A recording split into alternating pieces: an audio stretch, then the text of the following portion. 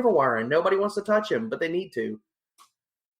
It's crazy. You mentioned that, and yet last week, boy, I couldn't get him in any of mine, man. So kudos to some of my league mates there. Some very, very sharp owners. I had somebody pick him up here right before the start of week 3, which proved to be a very, very valuable move indeed. A couple guys that I'm not too high on this week, and I'm really kind of interested to get your thoughts on these. But looking at the situation with Corey Davis and just kind of the how brutal the Tennessee offense has been with Marcus Mariota, I think I'm going to be sitting Corey Davis this week, and another guy that I would really rather see on my bench if I can afford it. I know bye weeks are upon us now, but Jarvis Landry, we kind of talked about how I really wasn't trustworthy of Baker Mayfield this week to a certain extent. We know he has Odell. We talked about how awesome and special Odell is. But Jarvis Landry, we've seen this in New York. I mean, when Odell's around, everyone else just kind of gets squeezed. So for that reason, I'm kind of out on Corey Davis and Jarvis Landry this week. What say you? I don't understand why anybody even has Corey Davis on their rosters anymore. Like, if you have him, you need to drop him. Like, why besides the name value? Because outside of name value, what does Corey Davis offer your roster, your team? That pause is definitively put in there because there should have been a 0 if you could have seen numerical values tied to that giant silence that just happened. Because Corey Davis he's nothing, man. He's nothing for your offense. He's nothing for your fantasy team. You got to cut bait with him. And this is not a slight against Corey himself. He's in a bad situation, and he's going down with the ship. So I don't want anything to do with Corey Davis. You're burning a roster spot if you have any hope left for him. As far as Jarvis Landry, man, I can't push to start him at all. Like, what? Because here's the thing. What positive indicator do you ever lean on to start Jarvis Landry at this point? Even going back to last season. Like, prior to Baker, you're like, all right, man's getting the target volume. Hoo-yah! But since then, where's it been, man? He's not getting the volume. He's not doing anything with the targets he gets. We saw him in the Jets game. He should have burnt Brian Poole in the slot for the Jets to a crisp. And all he did was act like he had stone hands. He dropped everything thrown his way. He was consistently a giant letdown. If you have Landry, dear God in heaven, you hope there's a spike week somewhere in there, or that you package him in a 2-for-1 trade and somebody says, that Jarvis Landry guy, I know that. I know that name. I like him. Yes, I will take him. Because past that, I want no part of Jarvis Landry week in, week out. I just don't see the upside. Hell, I don't even see the floor weekly. Yeah, it's been nothing but disappointment and repeated disappointment at that. So I'm definitely with you there. Before we move on, just real quick, yes or no, if Ty is starting, this is a guy that's routinely played pretty well when he's been injured, and it usually seems to be the same type of injuries, quad, hammy, what have you. I mean, if Ty is out there, I mean, you got to roll him out, yes or no? Yeah, if you start him, if he plays, you start him because they're not going to roll him out there unless he can play. There you go. That's I share the same exact opinion. Before we move on to tight ends, though, any guys out there that you think could bust out this week in week 4, kind of Taylor Gabriel style, if you will, maybe somebody that could be sitting out on our waiver like a Chris Conley, like you just mentioned? Is he pretty much like the only guy, or just kind of like maybe somebody we should go out and grab if we have the roster spot available before they become a hot commodity in waivers next week? Oh, dear God. I mean, if you're looking for the deep dives for this week, I don't know as far as waiver-wise, but, I mean, if you need the desperation start this week, I know I kind of besmirched him. if you need the upside, I could see Paris Campbell breaking an 80-yard touchdown. I'm not saying it's likely. I'm not saying he's going to get target volume. The other guy that I could see a desperation start, and this could be somebody for waivers, depending on what injuries look like, because, dear God in heaven, Mike Williams is the epitome of non-health. We have Hunter Henry already out.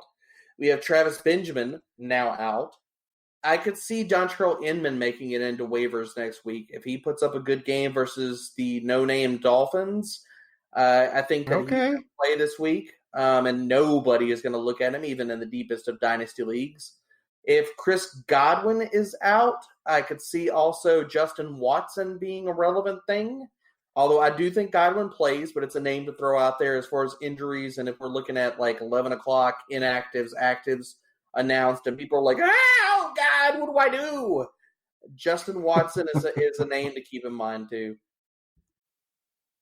Okay, excellent. I can definitely get down with both of those guys. I'm kind of a Dontrell Inman truther. The Lions worked him out twice this year, and I was really hoping they would sign him one of those times. He was nice for the Colts down the stretch when they had nobody else, too. Yeah, that's a great point, my friend. I definitely can get on board there. Well, let's go ahead and we'll move to the tight end position. It is week 4. The Cardinals are on the slate. Will Dissly is the tight end for the Seahawks who play the Cardinals. So far, playing the tight end against the Cardinals has been a formula for success in not only DFS, but also in season-long leagues. I mean, Debra, at this point, if he's on your roster, I mean, you're either starting him this week or you should probably just drop him, right?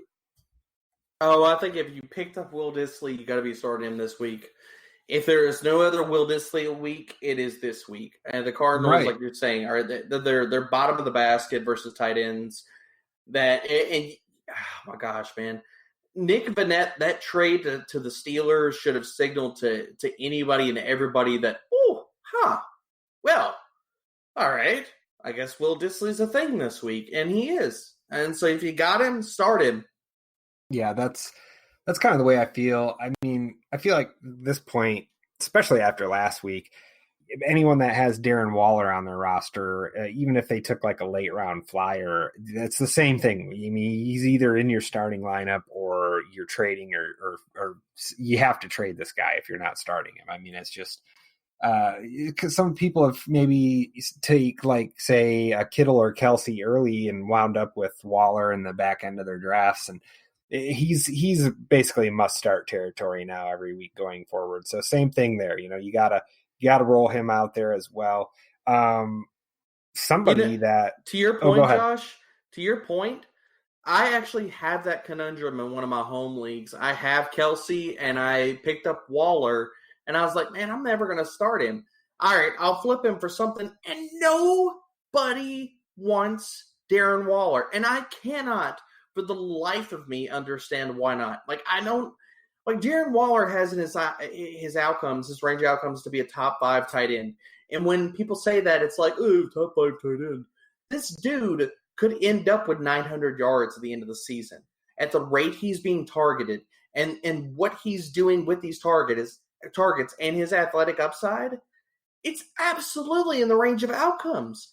Like, at what point are the Raiders going to stop targeting this guy? And people do not want him. I don't know what it is. I don't know if it's the Gruden stink appeal or if it's Carr or what. But how many great games, and he's going to put up another one this week, does this dude have to stack before people are finally like, I like the Darren Waller guy. I want to go trade for him because I have the Kelsey and Waller conundrum, and nobody wants to bite on it. And for me, I'm like, man, I don't understand why the heck not. Yeah, isn't that wild, man?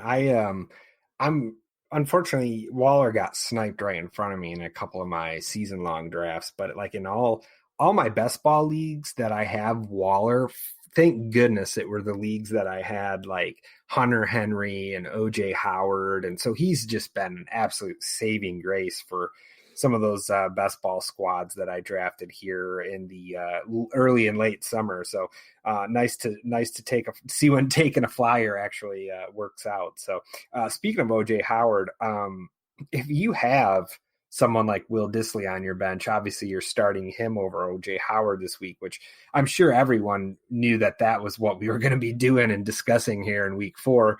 But realistically, I mean, if you have him, are you just benching him this week no matter what, just to see if he can get it going at all? Or are you just, do you have to roll him out there still at this point?